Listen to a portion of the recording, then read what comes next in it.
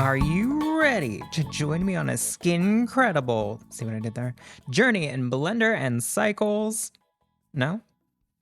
Oh, okay. Just kidding. We're already on it, my brethren. And this journey begins with a tale of woe and disappointment.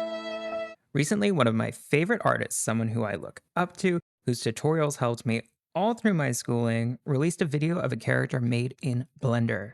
I was so excited. I was like, yes, the master has arrived and the student is ready. And then I realized their character skin looked like plastic. Never meet your heroes, am I right? But it reinforced that making realistic skin is really hard, especially in Cycles Render inside Blender, even for pros. So that inspired me through a lot of struggle and experimentation, and now I'm ready to share with you my secrets for making lifelike skin in Blender 3D. So let's map out our adventure and level up our work, so by the end of this video, you'll be able to create something like this.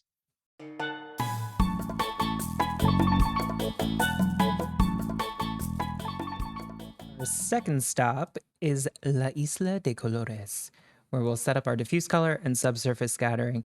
This is where a lot of people go wrong, but I'll show you two simple tricks that'll fix everything. Down here we descend into the realm of nightmares, where the roughness lives. I'm not gonna lie to you, this is a bit complicated because of the way the nodes in Blender work, but I'll show you how to work through and problem solve using the new industry standard approach like this. Next, we delve into the depths where we face a battle of life and death with specularity and clear coat. Actually, this is the easiest part, and we'll have done all the work already, so don't trip. Then here, we have displacement. You won't expect it, but being serious this time, this is the most treacherous leg of our journey. So, where better to begin? So we're here in the shading tab. And in the scene, I've added my elf cleric, or Die wütende Elfin Omi, as I like to call her, since she is cranky. And then I've set up a render camera and two lights in the scene. If you need help with lighting, I have two videos on lighting in Maya with V-Ray, and all of the skills transfer, so you can watch them here. In the material tab of the object, I've added a material. This is just a standard principled BSDF. And then I've dragged and dropped my EXR displacement maps into the graph. Then we just need to make sure that these are set to linear. Sometimes they come in as sRGB. Since this is kind of an intermediate look dev topic, I'm assuming you already know what displacement is, but in case you don't, displacement is a process where a mesh is subdivided at render time to create new geometry that's displaced. It's moved in and out from the original surface. So to create more detail. And this displacement is usually driven by a grayscale map in 16 or 32-bit EXR format. So you can see, this is my larger detail map here. This is what it looks like. Displacement is really our bread and butter in film workflows to get really high detail and photorealistic results. So you're probably wondering, like, why do you have two maps? And why didn't you combine them into a single map in Mari or Substance, you lazy bum? Well, there's actually a very important Blender-specific reason for that we'll come back to. Now we have two ways that we can apply displacement to a mesh in Blender, either with the displacement modifier assigned to the mesh, or through the shader, which gives us a few more options. So we'll need to add a displacement node to accept the height value from our maps. We are going to Shift-A to bring up our contextual add menu. Okay, you can also go to the add in the menu bar of this window. Down here under vector, we're going to select displacement. Now we want to connect displacement to displacement. Boop. I'm going to set the mid value to 0 because this project was originally in Arnold. So as you can see, the maps are mostly black. That's how you can kind of tell where your mid value is. If it's generally closer to like a mid gray, your mid value is probably at 0.5. And now we're going to need some way to layer the map with the wrinkles and pores, this guy, over the map with the larger detail. So normally in Maya, I would use a math node for this. But in Blender, the math nodes don't give us that much control. So instead, I'm going to use a mix node.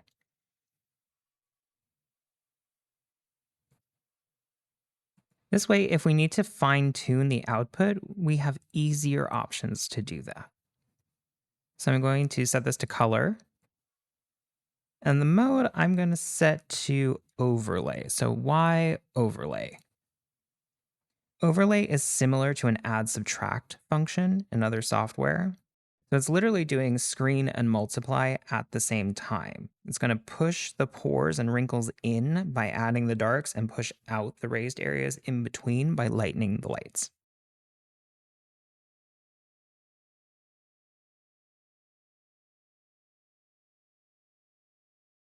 Now we just need to go into the material and change the displacement settings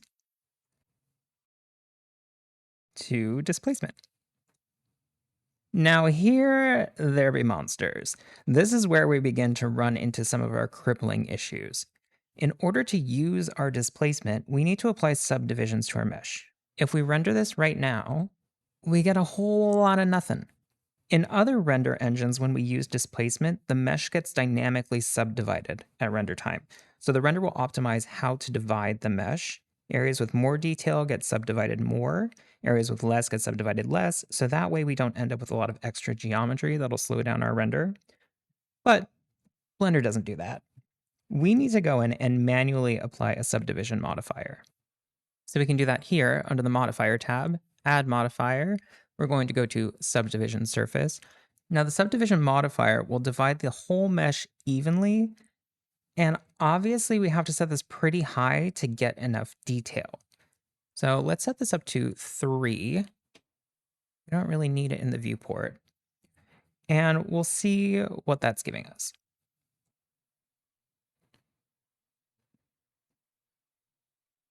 And as you can see, it's not much. It's very low quality, very little displacement. It's pretty bumpy and lumpy. So let's try this again. We'll go up to 4.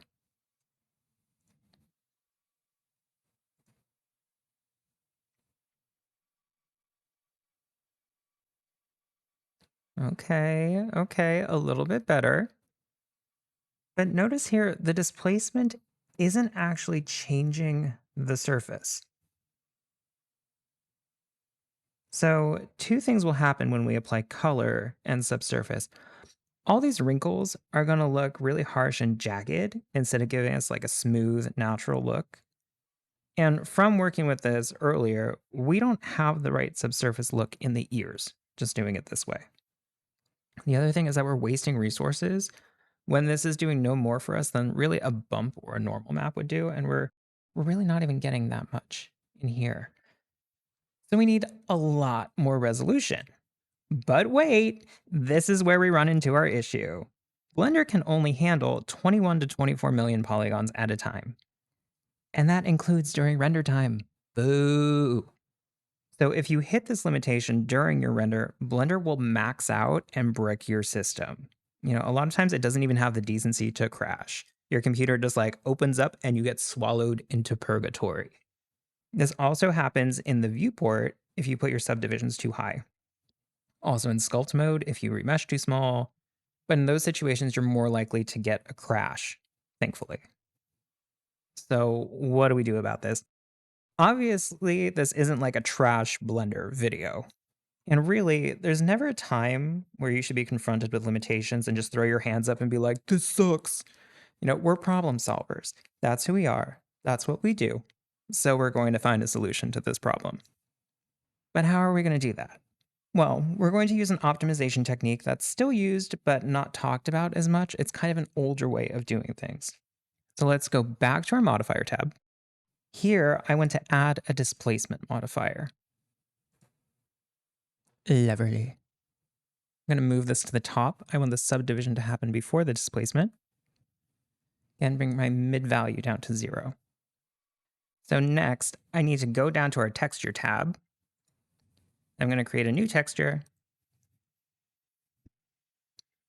and let's rename it. Then, because my displacement maps are already in the scene, I can select one from the drop-down menu. And we want this guy. So this is our large detail map.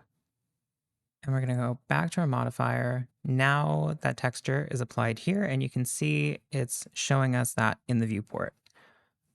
So this is how things work in a lot of productions because it's efficient on resources. So you have your details that change the surface of the mesh, like the main forms and deep wrinkles using displacement. And then you have your micro details like pores you would layer on top with bump or normal mapping. We're going a little more old school because we can only displace the largest details, and everything else we have to fake with a bump map. So we combined our maps to have all of the information, and we're layering that on top of the displacement to refine the look of it and then add more detail. Make sense? So we can also do that with a normal map, but bump gave me a better result in this case. So that's why we're using the displacement modifier, so we can use the displacement in the shader for our bump because that's where it goes. If we were using normal, we would just use the displacement in the shader and the normal in the normal map input. Yeah?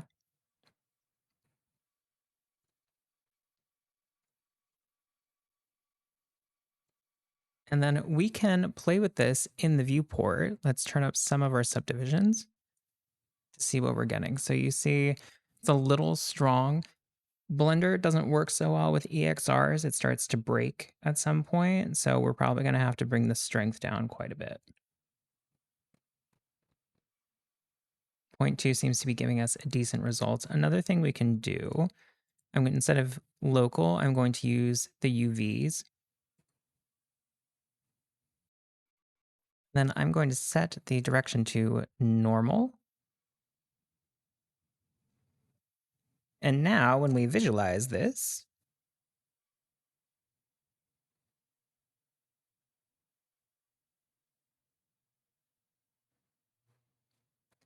this is what we get.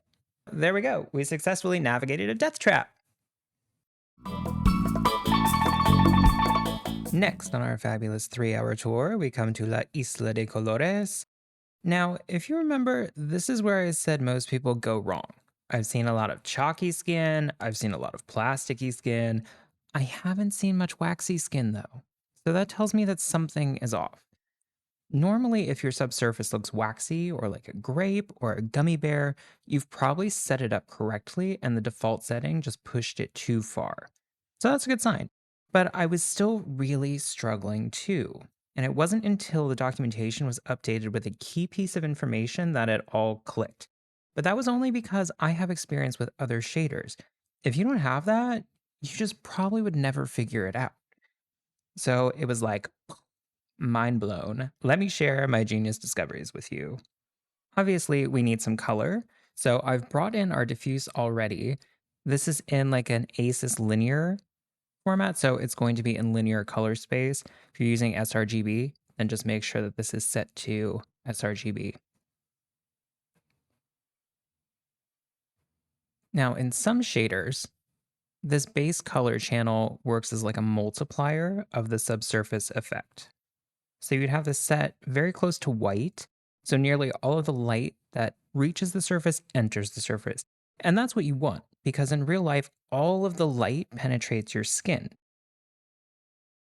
So in these shaders, we would plug the color into our subsurface color only. And then it applies an inversion and does all the heavy lifting for you.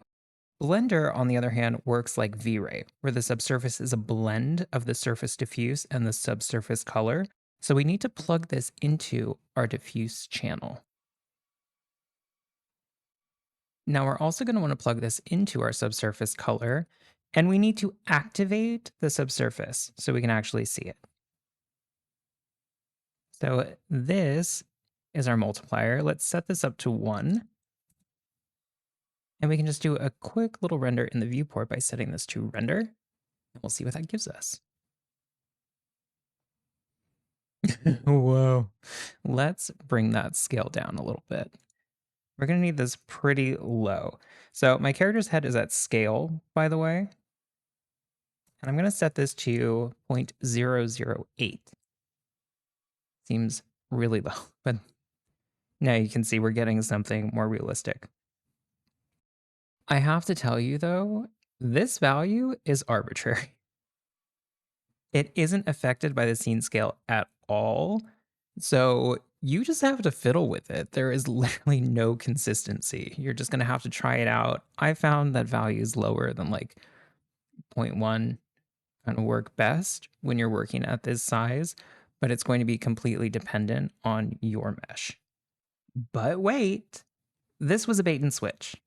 Remember earlier I said you usually want your multiplier set close to 1 so nearly all the light enters the mesh? Well, this multiplier actually drives the subsurface radius. But look at this little purple dot here. The subsurface radius accepts a vector, as indicated by the purple node input. So we need to plug a value into here, right? Wrong. And this was one of my revelations. A lot of people put a value in here, and that makes sense. You would assume the scatter radius is like in every other shader, where it's a measurement of how deep the light goes into the surface based on the scene units. So we'd want this to be like 0.2 to 0.4 to give us 2 to 4 millimeters. Except that this shader is based off of Disney's old shader model. So this works more like RenderMan and Arnold. This 3-value vector isn't a real-world measurement. It's an abstraction of how deep each color channel goes and its overall contribution to the subsurface effect. So even though it's a numeric value, it's not an actual numeric value, it's an RGB value. So we have two options. We can get an RGB color node and plug that in here, which is my preferred method because it's visual, or we can adjust the values in the dropdown, which you might not even know is here, and just understand that the XYZ correlates to RGB. And if we look at the value that's already in here, the default, it's set to 1.2.1, and that gives us this, which isn't too bad. Let's see that at a larger scale. So it's definitely usable, but the issue I'm having here is how artificial it is and very red, like especially here on the lobe. So let's add an RGB color node from the input menu so we can visualize this. We're going to go to RGB, set this guy to 1. I'm going to set green to 0.35 and blue to 0.2. And this isn't me guessing, this is the actual depth value that was developed by the Digital Human Project based on their research, and this will give you the best result in something like Arnold. So let's plug this guy in and see what that gives us. The result in Blender is really fleshy. So now our look isn't overblown, but I do think I want to get more pink in here.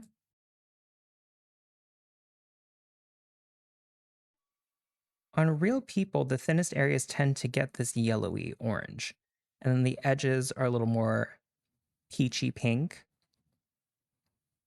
So a good middle ground that I like for that, actually like 1.23 in the green and about 0.12 in the blue channel. So that gives us a natural but not so exaggerated look in Blender, and you can play with these values for yourself.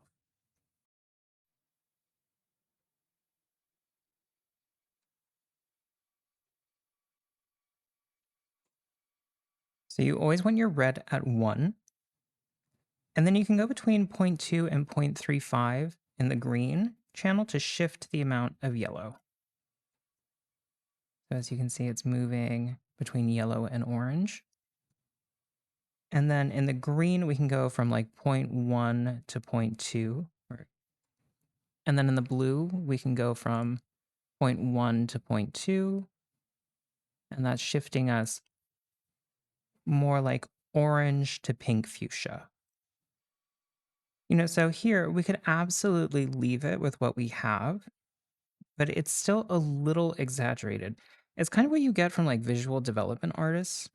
So that it's better suited to animation, and these values definitely work for more stylized work. But what did we learn? We can't achieve the perfect look with the depth color alone. This is because there are two other factors that influence the look of the subsurface. So I'm going to go back and set this to the standard depth. So we're going to go back to 0.35 and zero point 0.2. And then I'm going to run the subsurface color through an RGB curves correction node. This will let me manipulate each channel individually to saturate and adjust the values so I can bring this closer to the look of a subdermal map and get the kind of inversion effect we would get in another shader.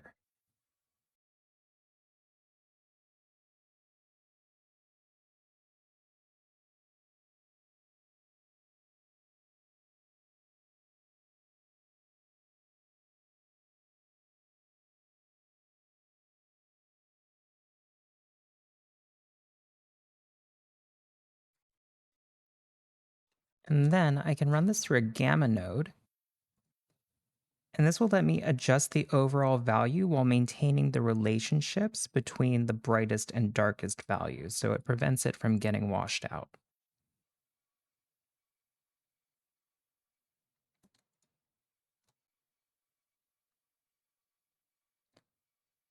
And then one last thing we need to do is set our anisotropy to 0.8.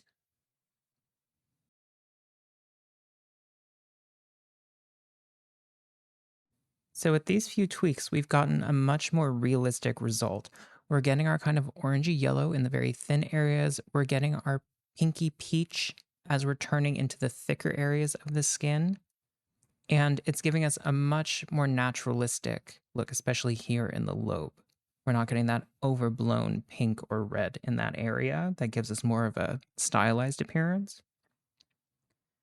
And really, that's it for subsurface. I think this is a passable result, and we have a nice kind of supple fleshiness to the skin, but it's very flat. So, just like our displacement was achieved by layers of subtle detail, the same approach governs bringing life to the skin. So, as we move into the last leg of our adventure, if you want to know the final secret sauce to bringing our character to life, you'll have to answer, what does this character and a car have in common? So here I have the whole roughness and specular setup completed because this is very tedious in Blender. But to understand why, we need to know where we've been and where we're going in VFX for film. So, first thing, roughness doesn't exist. You might have heard me say this in another video. In real life, the roughness of a surface is determined by the amount of micro detail in that surface.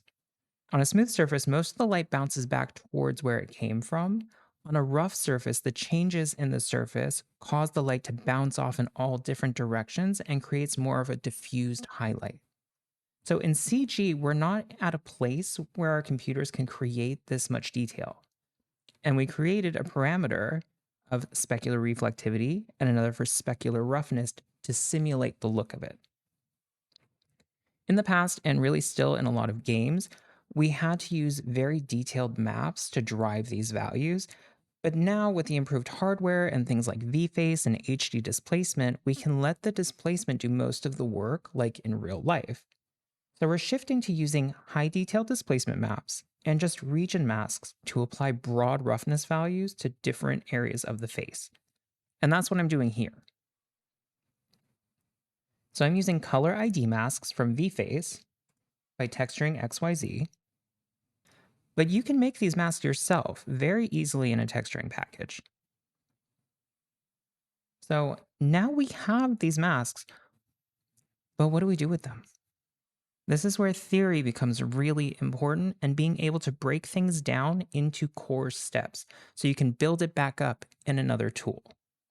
In Maya, we would use something like a layer RGB node.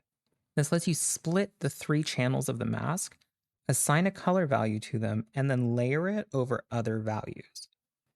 Blender does have a node that can do a similar function, but it's only available for compositing. So we're stuck using the mix node, but it has a huge limitation that we'll come back to. So going back to the top, we need to separate the 3 color channels to isolate each region of the mask. We can do this using a separate color node. So here we'll plug our texture into this node. It's going to separate each channel. The next step gets a little tricky. We need to apply a value to this and layer it over our base. So in our mix node, let's visualize this.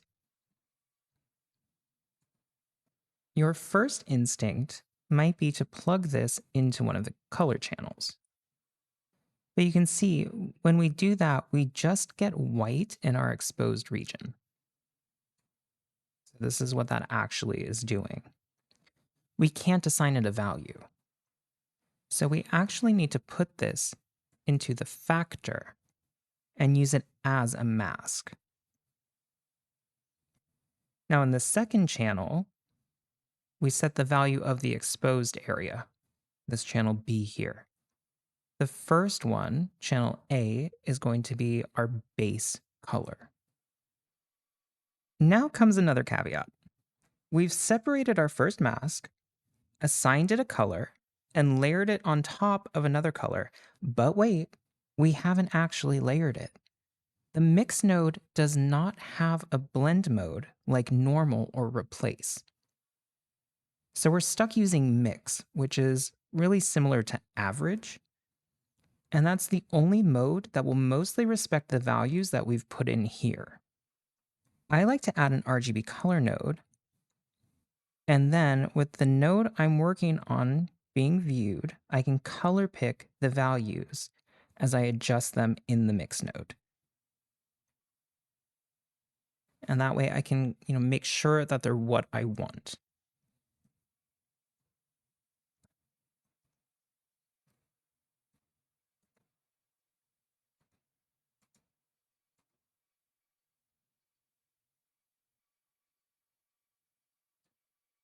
So at first, as we continue this process for each channel, we would just set the values to be the same for all 3 nodes. And then we have to start merging them back into a single node.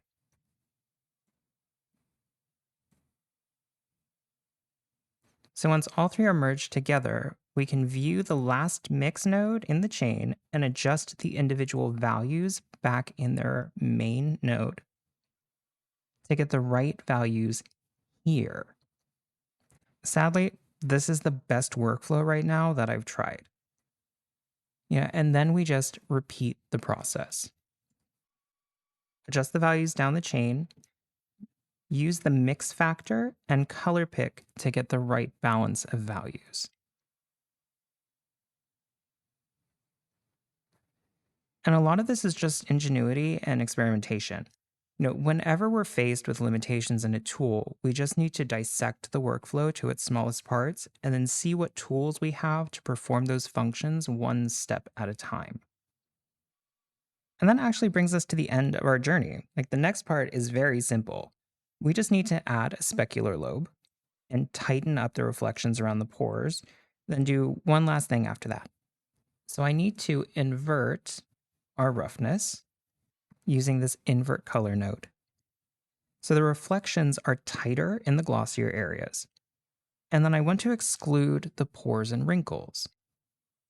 So I'm running the cavity mask,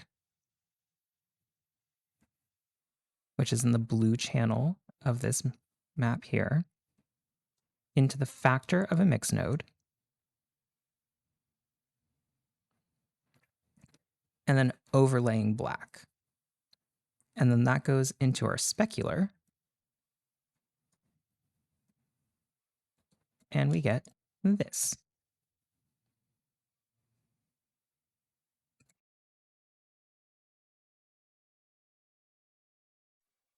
So you can see we're getting a lot of variation in different areas of the skin. Some areas have tighter specularity. We're also getting great breakup around the pores.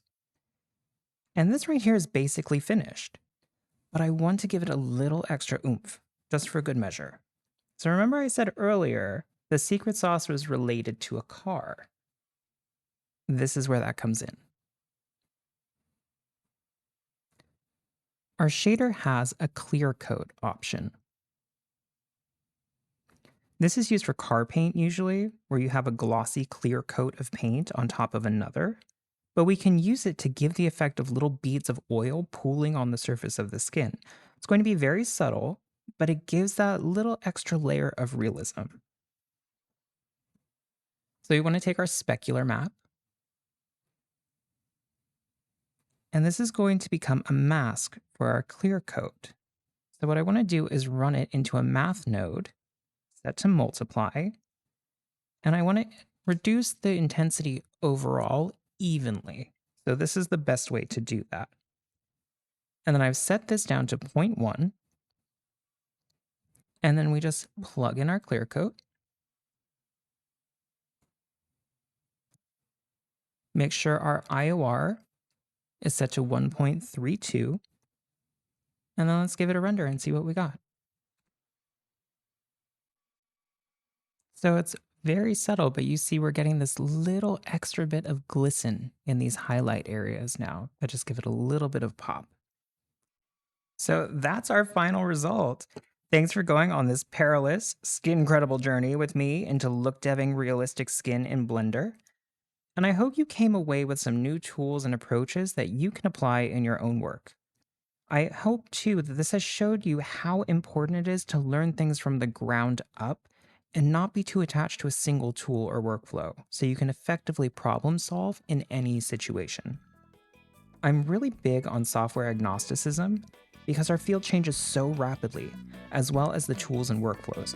So if you know the hows and the whys of doing something, you'll never get lost because you'll always know how to navigate your way to your goal. So that's it for this video. Get out there, be adventurous, and make something cool. Bye!